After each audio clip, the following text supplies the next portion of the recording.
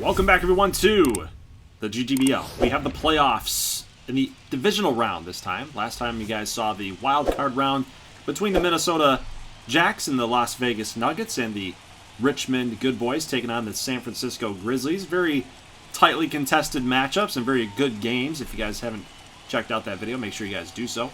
Two teams that did not play in the wild card here on the NL side of things, the Houston Copperheads and the Carolina Blue Sox. Blue Sox champions of year number 1, made it as far as the NLCS last season against the Los Angeles Knights. Of course, the Knights winning in year number 2 over the Phoenix Firebirds. So we'll see if Carolina can maintain the success that they've had in the first 2 seasons of the GGBL. Obviously, year 3 was very successful. They're back in the playoffs. They're back here and getting ready for another run. But so far in the top of the first inning, we've got some danger. They might be snake bit just a little bit. The Houston Copperheads are coming out early and scoring a bunch of runs. There are still no outs in this inning until Justin Bour, of course, strikes out promptly as Sean Reed-Foley gets him to K, and then Dom Thompson-Williams is going to check his swing, but they're going to say he went. That's going to be strikeout number 2 with 2 down, and then, of course, Drew Waters strikes out as well. That is 3 straight strikeouts for Sean Reed-Foley. He came back with a vengeance and was able to shut down that Copperheads push for even more runs. That could have been a lot worse than what it was. But Lance McCullers Jr. coming over from the major leagues last season. This is his first year in GGBL play, and so far so good. 2 outs, 2 early outs, but the head coach for the Copperheads really not liking that call. We'll take one more look at it here, maybe, possibly. We do not. Bad edit. Either way, you're going to get Seiko Ichiman to strike out, and McCullers, no hits allowed, only 1 walk. Might have been not his fault, might have been a strike. Either way, we're going to jump here to the bottom of the 3rd inning, and again, Copperheads pitching staff getting it done. Blue Sox offense, not so much. Sean Reed-Foley starting to come through here. Seiko, nice defense. Derek Jeter. The Jeter-esque throw from across the diamond. Take one more look at it here. Almost in the grass, the outfield grass. But either way, man, that's an incredible throw. So great throw by Seiko. Good defense. And Carolina now shutting down. They figured out the Copperheads offense, and now it's up to that Carolina offense now. They got to come through for their pitcher, man. Sean Reed-Foley coming back with a vengeance here. Got to figure out this Houston Copperheads staff, and it looks like Juan Soto is getting it done. With 1 down, he gets a triple off of Big Blue. Big Blue got you. Couldn't hit it over it. Big Blue wins the battle. However, it is still a triple. Seiko is going to draw a walk. Next up, Yermin Mercedes. That is going to be a ground ball to second, and they're going to make the play. I believe that is Chase Jackson. Yes, it is Chase out there at second base. The run's going to score, however. Here is a ground ball here to Justin Bour, and that's going to be it for Carolina's half of the inning. Let's now jump to the bottom of the 5th as we've got Braden Bishop's going to strike out to end the inning in Carolina. They had another opportunity here to tack on more runs, but they can't. So they're going to turn it over here to Joe Cheltenham, a custom prospect pitcher. Went 7-6 during the regular season. Mostly been used kind of as a flex guy. He's been thrown into the starting rotation. He's been thrown into a relief role primarily, and right now he's up for a tough test. Houston is no slouch offensively, but so far so good. Here in the top of the 7th, he's still cruising, guys. He's in the top 7th here, making a nice little razzle-dazzle play at the mound. And PFP, baby, pitchers, fielders, practice. Awesome job here by Cheltenham. He's still out there, by the way, in the top of the 9th, looking to shut down the Copperheads once again, and he gets it done. So Cheltenham, who was lit up in the postseason last season, his rookie year, year 2's been a little bit different for him. So he's learning, guys. He's learning. Gotta love to see that. Bottom 9th, Carolina trying to get one more run, just trying to survive here. Will Smith gets 2 quick and easy outs right here. Yeah, Cody Hosey striking out. And 12th pitch, 13th pitch on the way. You got to walk now. So Carolina has a chance to win it with a home run. Can they get it done? They got Pedro Leon coming up. Not a guy known for his power. They need a base knock. But instead, he's going to draw a walk. So now, you've got to potential base hit to tie the game here. Here is Jose Rondon. He comes up with that base hit, the hit that they absolutely needed. Here comes the throw back in, throwing to third. They're giving up the run. There's no way they're going to catch him. That is an RBI single for Jose Rondon, and it extends the game, at least for now. At least for now. Will Smith's got to get it done right here. He's got to get one more out. One more base hit, you could possibly lose this game in walk-off fashion. Luis Arraez is a good hitter. Ground ball here to Justin Bour. He makes the play, but Will Smith, that's always a tough one. That's always a tough one when the pitcher's got to be, timing up with the first baseman on those plays right there. So, you know what? Good team up by Bour and Will Smith to get it done. But now here with a base hit, JT Chargoy's got to come on and get it done himself. A 2.98 ERA, 1.36, so he's been a very solid pitcher for the Blue Sox. But right now, it's now bases juiced for Houston. A big hit could score possibly at least 2 runs, but possibly 3. But Chargoy blows a fastball at 96 right past Justin Bour. Now he's got to get Dom Thompson-Williams, who's 0 for 4 today. He's a better hitter than that, but because he's 0 for 4, he runs a fastball right down Broadway. Says, hit this. Never mind. Sit down, meat. Just pumping fastballs right by these guys, and a ground ball here. Nice curveball. And JT Chargoy comes on in a jam and gets the job done. Still a relatively close game all the way around. We're going to the 14th inning. Yeah, we're skipping all the way ahead, guys. Nobody's doing anything offensively. So here's Cody Hosey. Big time knock. It's not going to go out, but it will be at least a double. He's going to round second, head for third base. He slides in. He's safe. A leadoff triple for Carolina. All they need is a fly ball, but what does this remind you of? Donaldson down the line. Can't make the play. And in walk-off fashion, the team in blue, white and blue, is going to win the game. Josh Donaldson, as soon as that ball came off the bat, I knew it. Like right down the line, I saw Donaldson diving. I'm like, oh my God. This is reminiscent of the Royals' comeback and Salvi Perez hitting that walk-off single to send the Royals to the ALDS. It was a wild card game against the Oakland A's. Crazy, man, crazy. But Juan Soto is actually the player of the game in this win. We didn't see a whole lot of him. He had that one triple, but other than that, we didn't have like a highlight-worthy play for him other than that triple. But, I thought McCullers was good in this one. I thought he deserved the win. It just really comes down to timely hitting.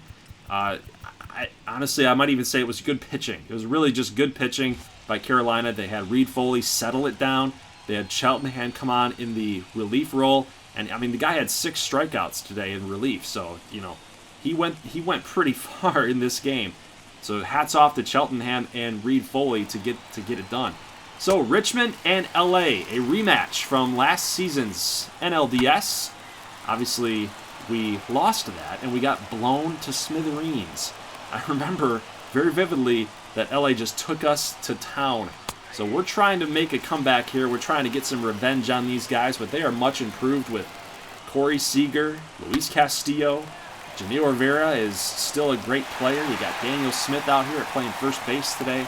So it's going to be another tough LA team, and as defending champions, that even makes it even more difficult to try to get these guys to lose this series. But so far, Daniel Lynch really showing out right now. 2 straight strikeouts. He's going to get Janil and Daniel Smith, 2 custom prospects. You can't even really call them prospects anymore, because now that they're like seasoned vets at this point. When's the cutoff? When do we stop calling these guys prospects? Maybe just custom players, or just customs is what we'll call them. But Daniel Lynch doing a good job, man, doing a good job. Until Nick Castellanos in the bottom of the second inning, and a full count, no less. Full count. I mean, I guess I don't blame him. You got to go for the home run. Anytime that you're up in that batter's box, you want to be able to try to drive the baseball as best you can, but especially with nobody on base and a full count, might as well give it a try. But here with 2 down, the runners are moving, and no one's freezing. No one's freezing on a line drive. No one's freezing on a fly ball.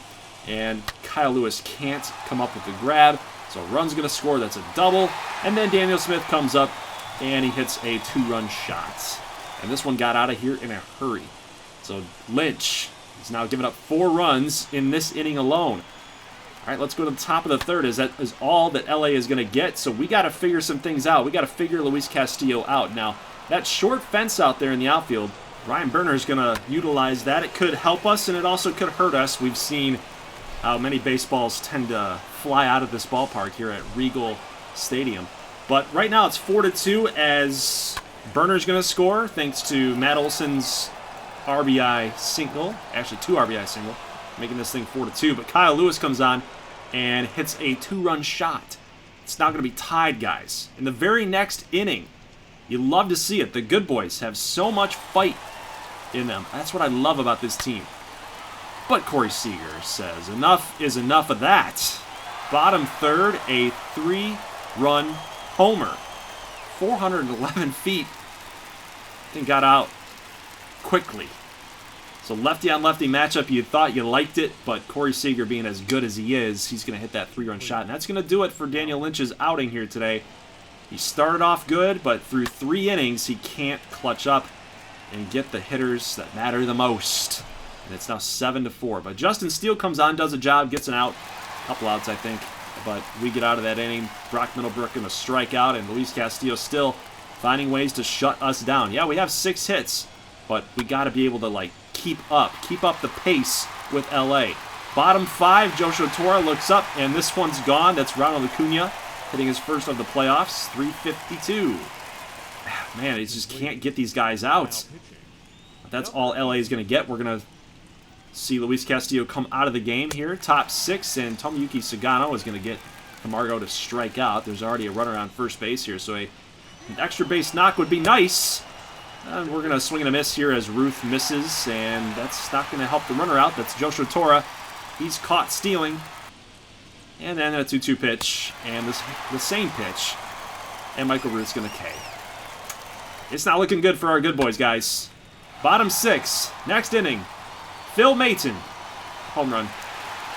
Ruth looks up, Lewis looks up, and I think we might be looking up at a loss.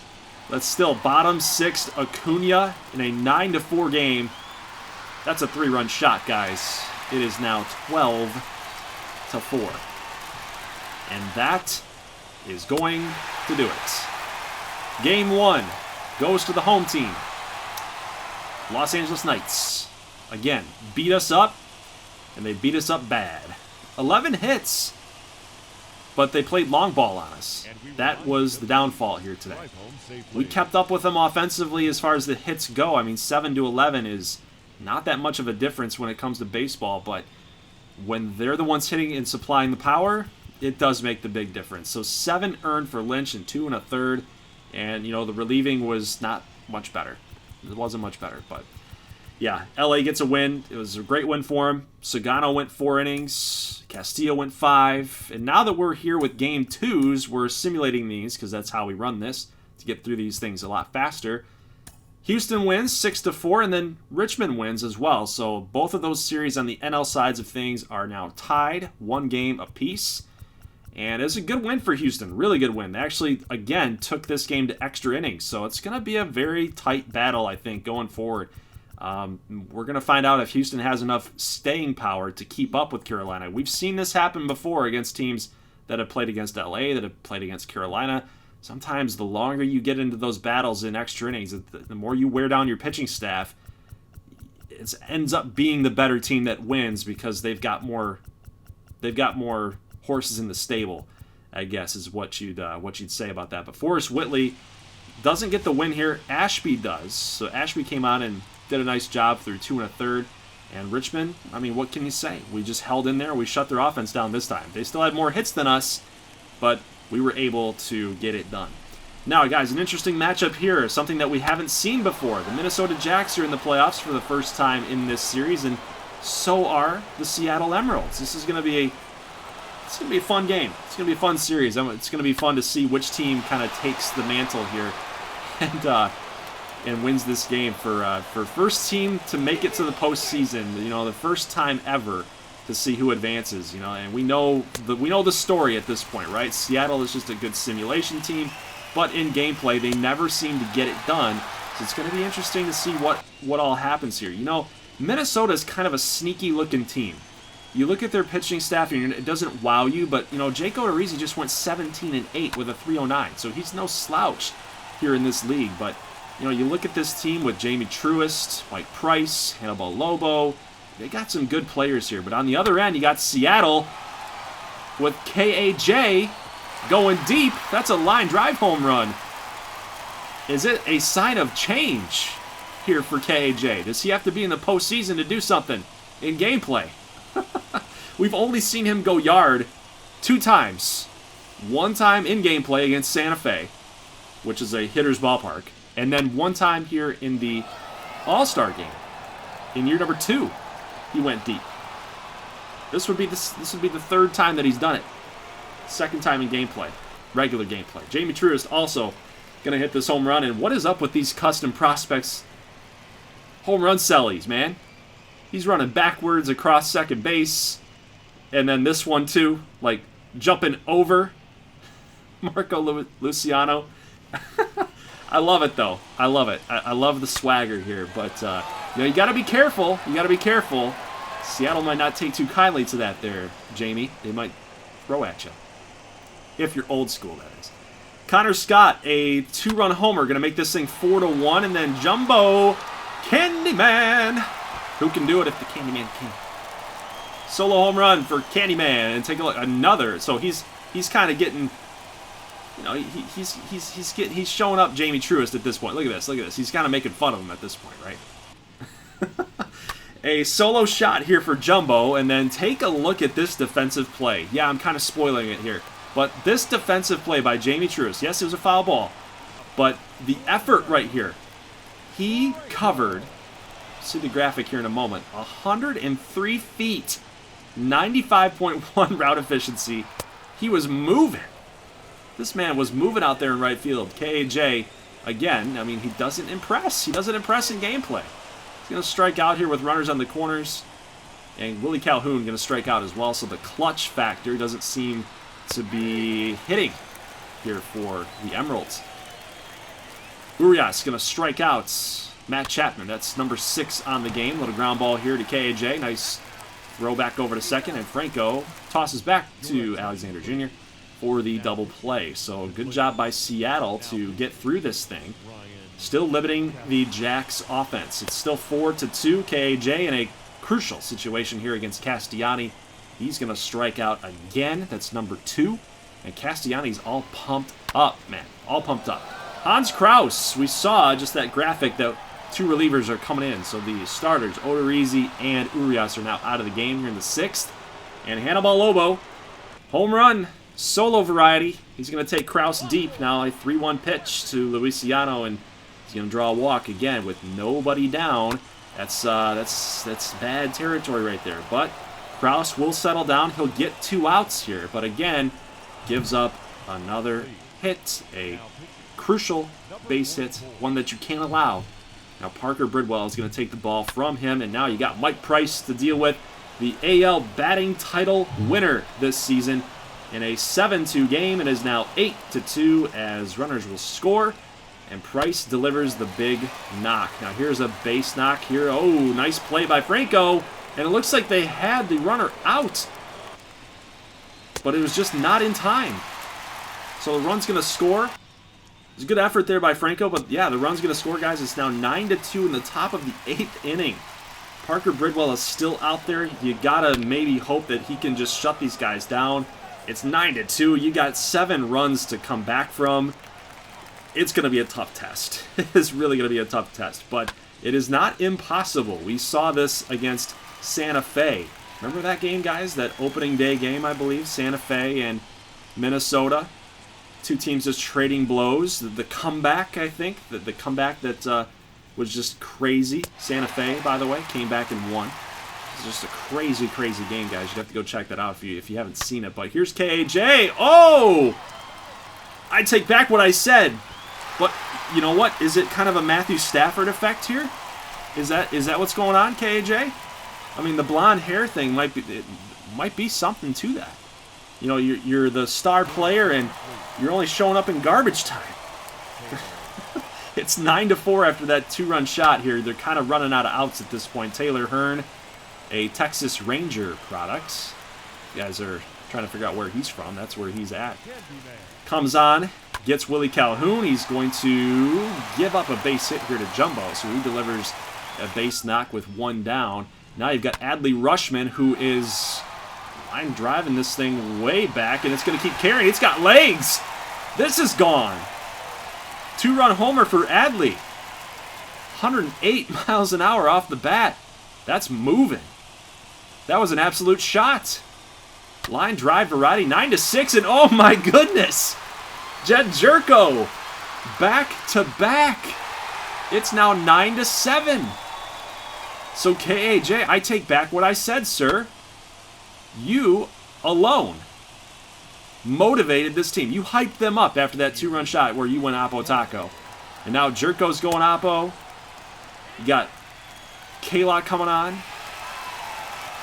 They had to make a pitching change because everybody was hitting well. Now you got Jason Dominguez coming up after a walk. Still 1 down. You need a ground ball. You need a double play here. Keone Kela. Can he get it? He's going to end up getting a strikeout. Dominguez not happy about that call, obviously. But now, here's Wander Franco. If he can extend this inning, you can get KAJ back up here in the bottom of the 8th, but that's not going to happen. Connor Scott makes the play in center, and KAJ is going to have to wait here. So we are going to jump to the bottom of the 9th here as Nico Horner draws a walk. Ooh, this is getting tense now, guys, because look who you got up to bat now. It's KAJ. He's 2 for 4 with 2 home runs today. And they're going to call on Craig Kimbrell to get him out. A full count. Here comes the pitch. KJ swings. He hammers it to deep right field. This is gone. A 2-run homer for KJ. And just like that, with 1 swing of the bat, Seattle is now tied in the bottom of the 9th with a chance to win it. Luciano is phased. He's looking around like, how did this even happen? How did this lead evaporate on us? Take a look at that beautiful swing. KJ, baby. He has shown out today. He's shown out today. He's proving all the haters wrong today. But you gotta get the you gotta win now. You gotta win now. Otherwise, they're still going to point to those 2 ABs that you had earlier in the game where you had strikeouts. Runners in scoring position, and you had strikeouts. Yes, you delivered the 2-run homer, but they're still going to rip you. They're still going to rip you for it. So Rutschman gets on base with a walk. Jerko here with a full count. He's going to draw a walk as well. That's going to give Jorge Bonifacio a chance to get a hit to score. Rutschman. He's going to hit this hard fly ball deep to left, but some dude named Randy is there to make the grab. That's what they say about Randy at Rosarena. Yeah. Anyway, he makes the play, guys. But you know what? 9 runs, 11 hits for both squads. And we're going to the top 11. So Parker Bridwell is still out there, guys. A full count pitch here to Jamie Truist, and he delivers a hard hit double. And that's going to lead to the next batter, Marco Luciano, who's been solid this postseason. Actually, just in the wild card round. We've only seen him in 1 game. He does strike out here. Chapman, ground ball to short. That's going to be an easy play, and we're going to the bottom of the 10th. Making a pitching change, Minnesota. Chris Clark. He's going to strike out Jason Dominguez for the first out in the 10th. 1-1 pitch here to Wander Franco. That's going to be a ground ball here to first. A little flip to the pitcher covering. That's Clark. Franco is retired.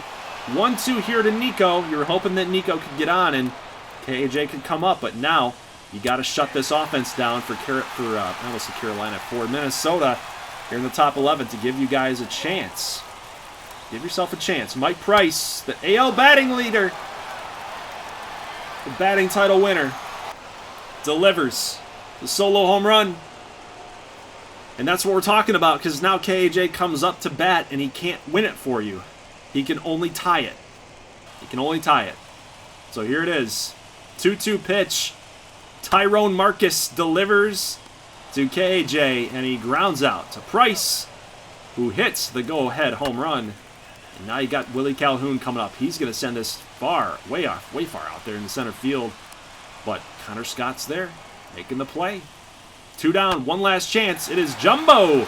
He gets a base knock. Okay, all right. So, hey, check it out. You got a chance to win now. Home runs have been flying all over the ballpark. Can Adley Rushman do it? He's going to send a ground ball here to shortstop, and Luciano makes the play.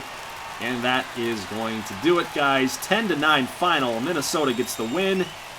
And, you know, did they deserve it? They were up 9-2 at one point. It took Seattle 7 runs between 2 innings to come back. So, you know, you can kind of split hairs there. Did they deserve it? Did Minnesota deserve to win the game? They kind of fell off by the wayside here, allowed Seattle to come back. Seattle had to come back. So, you know, you got to give them credit where credit's due. But this is what Seattle does. This is what Seattle does. They're a bunch of teases. They're a bunch of teases, guys. I don't know if I have faith in them to win this series. I really don't. Although, you know what? The KJ thing, 3 home runs today. It could happen. He might be able to turn it up a notch in the postseason. That must be like a motivation factor for him. So we'll see how it all turns out. But, yeah, we'll see in simulation, too, with Game 2's being simulated, if they can tie this thing up, or are they going to go down 2-0 to Minnesota. Remember, guys, it's, you know, you only need 3 wins in the divisional series to advance. So we'll see what happens. But, guys, Michigan, Chicago. Garrett Cole doing Garrett Cole things. Striking people out, getting people out with ease. He's literally like the name of this team, the Chicago Breeze.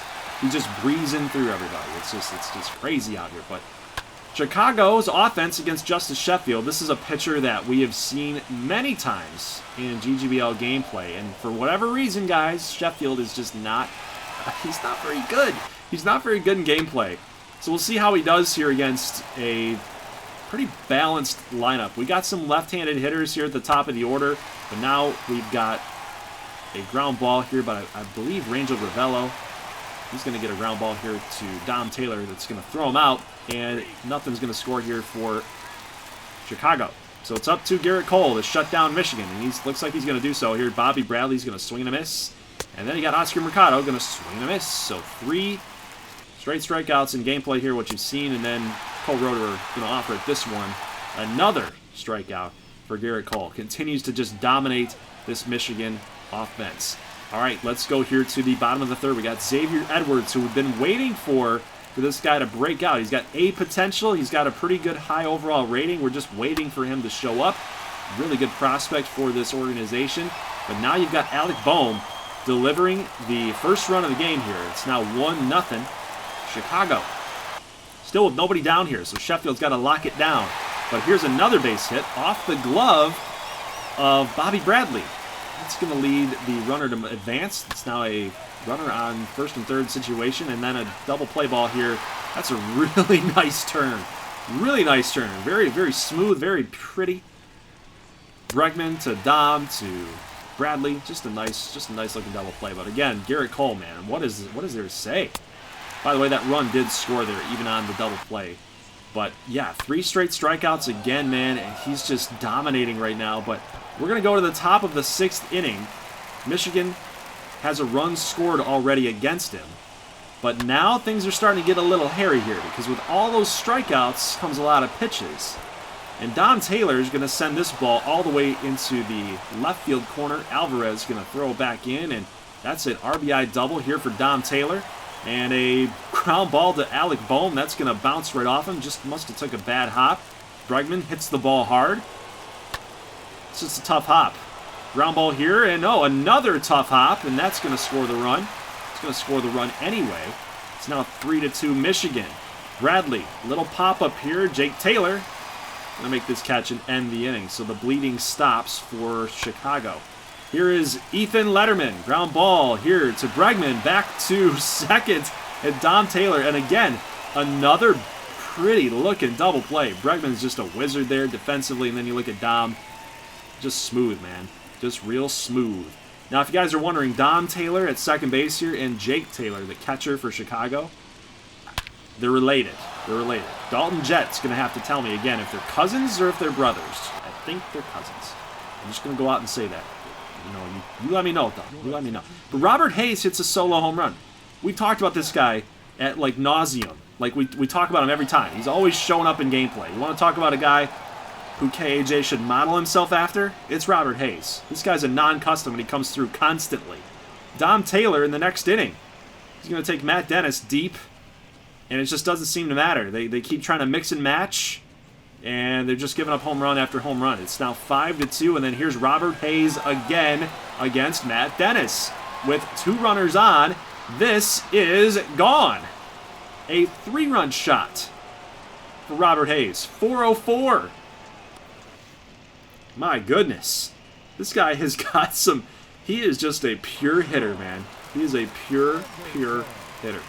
Sean Anderson comes on in relief in an 8-2 ball game. We're going to the top of the 8th. Cole Roederer comes up. That's a base hit right past shortstop and second base all the way up the middle. Good throw coming in from center field, but just a little bit off. Had the strength, but not the accuracy, and that's going to lead to another run. It's now 9-2. Let's go top 9 and see if Michigan can get even more runs. That ball's gone. Alex Bregman, first home run of the postseason for him, and then Robert Hayes. Again, top 9, another home run. 3 home runs for Robert Hayes today. Just like KAJ. 3 home runs today. It's unreal, guys. Jake Taylor coming up here, and he's going to ground out. And that is going to do it for Chicago, guys. 12-2 is your final score. Sheffield. Sheffield gets the win. What do you know about that? So he went 6 innings, gave up 9 hits today. What about that stat line? 6 innings, 9 hits of Chicago's 11. All that tells me is even though he pitched well, the bullpen really is the saving grace here. The bullpen and defense is really what won them that game. Really. Sheffield giving up 9 hits in the game. That's just crazy to me. But Michigan, they're looking good, man. They're looking good. They got the pitching. They got the defense, obviously. Their offense is just... They're showing up. They're showing up in this postseason this year. Actually, I think they've only made it once. I think this is the first time. This is the first time that they've made it, I think. Yeah, because year 1 they missed. Year 2 they barely missed. Yeah, that's exactly right. They've never made it. So 13-1 victory here over Chicago. And for an 82-80 team, are they the dark horse of this AL side of things? Are they the dark horse? It could possibly be. They've got good pitching, good defense, and obviously they've got good hitters too. Taylor, Hayes, Carlson, Bregman, Baez as well. They're not an easy team to play against, guys. But Seattle gets a win here, 4-2. They've now tied this game up. And we're going to take a look here at the bracket. We've got all 4 series now updated. So Michigan's up 2-0. They need one more win to seal it.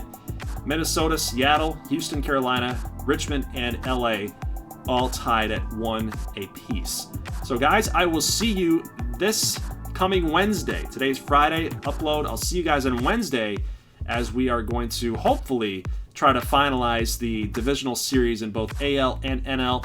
And then by Friday, if we can finish everything on Wednesday night, Friday will end up being some live stream action of the ALCS and the NLCS side of things. So we might get, because there's less matchups at this point, should be kind of easy to do some live streams. You basically do an hour per game.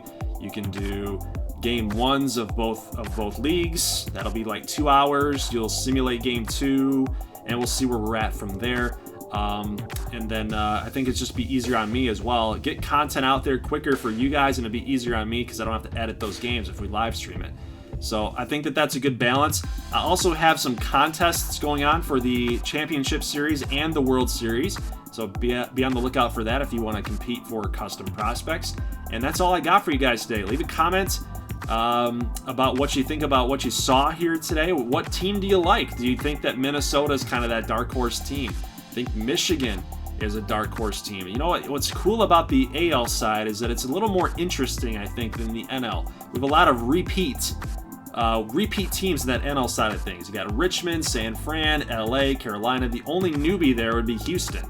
But the AL side of things, it's so new, Seattle, Minnesota, Chicago, Michigan, teams making their playoff appearance for the first time ever. So it is kind of cool to see that. Well, Las Vegas made it last year, but you guys know what I mean. So guys, leave a like if you like this thing. I will see you next Wednesday again for the completion, hopefully, of the ALDS. And again, next Friday, we're going to get into some live streaming of the championship series, if and only if the divisional rounds have been completed on Wednesday. So guys, I'll see you in the next one. As always, thank you so much for watching. As always, peace.